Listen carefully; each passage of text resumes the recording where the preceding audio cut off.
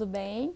Meu nome é Larissa, eu sou orientanda do professor Ferrarese no programa de mestrado em educação da Unifal e hoje eu estou aqui para falar um pouquinho sobre o livro do professor Ferrarese, Qual o Problema da Gramática Normativa.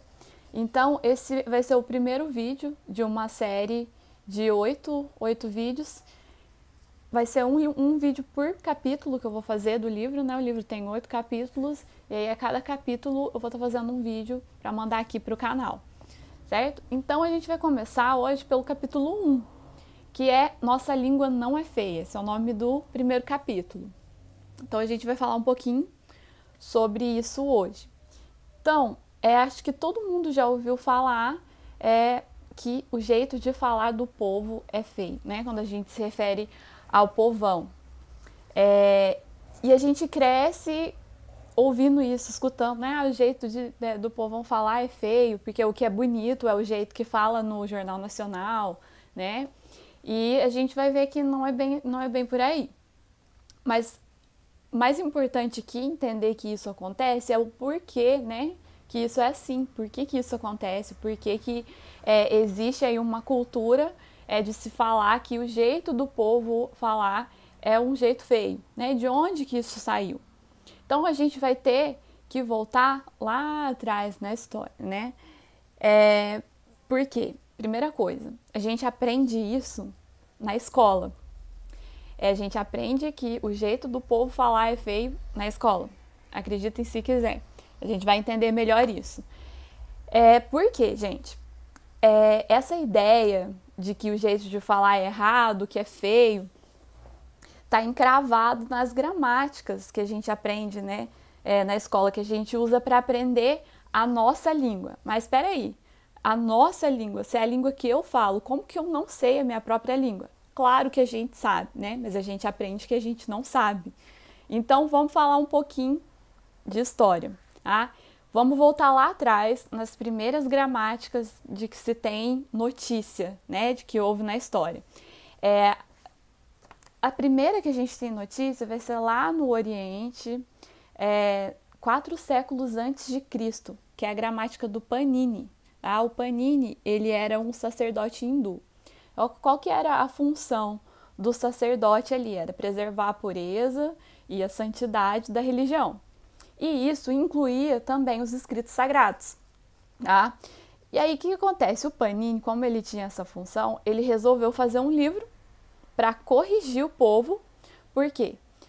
Quando o povo cantava aqueles escritos, ele achava que ficava muito diferente do que estava escrito. Estava escrito uma coisa e eles cantavam de um jeito muito diferente. Então, ele resolveu fazer um livro para corrigir isso, tá? Por conta disso.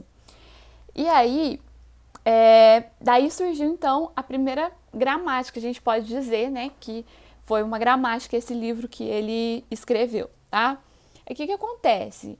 A gente sabe que a língua evolui o tempo todo, ela está em constante evolução, né? Ela vai mudando com o tempo, mas os escritos sagrados, não. Um exemplo disso que a gente tem é a Bíblia Sagrada, por exemplo, né? Que tem uma linguagem mais antiga. Tanto é que, dependendo da pessoa que pega, dependendo da versão da Bíblia, não consegue nem entender o que está escrito, né? Por conta dessa linguagem antiga. Tem algumas traduções, né? Algumas versões que são da linguagem de hoje para facilitar o entendimento também. Mas o que acontece? Existe uma resistência também, né, dos mais tradicionais em relação a essa adaptação à linguagem de hoje da Bíblia. Porque acredita-se que quando você muda essa linguagem, né, para ficar mais acessível ao povo, é como se ferisse um pouco a santidade ali daquela linguagem bíblica. E aí, o que foi acontecendo, né? Falando ainda da história. Com o passar do tempo, né, essa ideia aí de corrigir a forma como o povo fala foi se tornando uma mania. Começou lá com o Panini, né?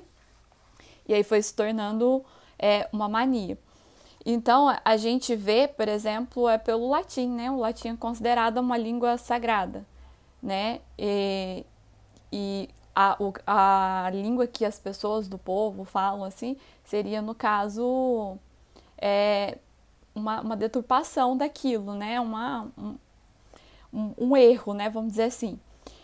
E aí a gente pega também, né, em comparação com o latim, o português brasileiro, né, porque para os gramáticos normativos, né, o português brasileiro ele é uma corrupção do latim. Por que eu estou falando isso?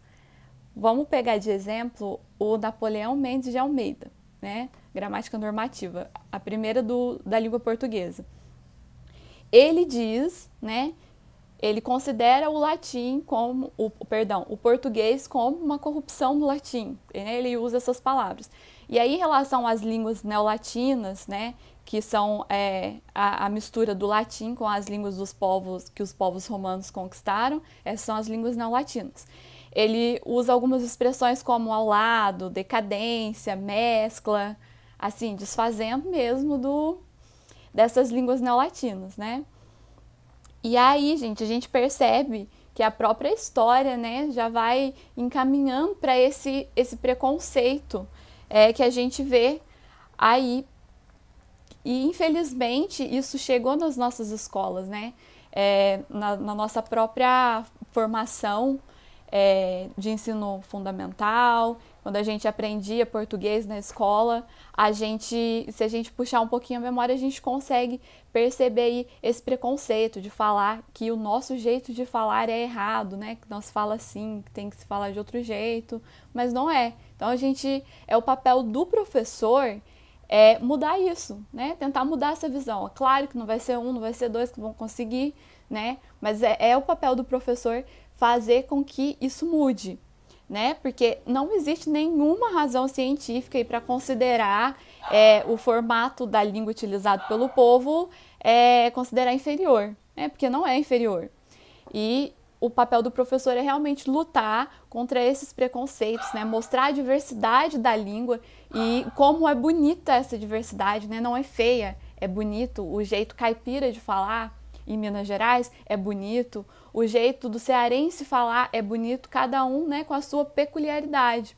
Então, esse é o papel do professor, certo? Então, por hoje é só. Eu volto aqui com o capítulo 2. Espero que tenham gostado. Qualquer coisa que precisarem, pode me chamar, pode enviar um e-mail, mandar um WhatsApp. Tchau, tchau!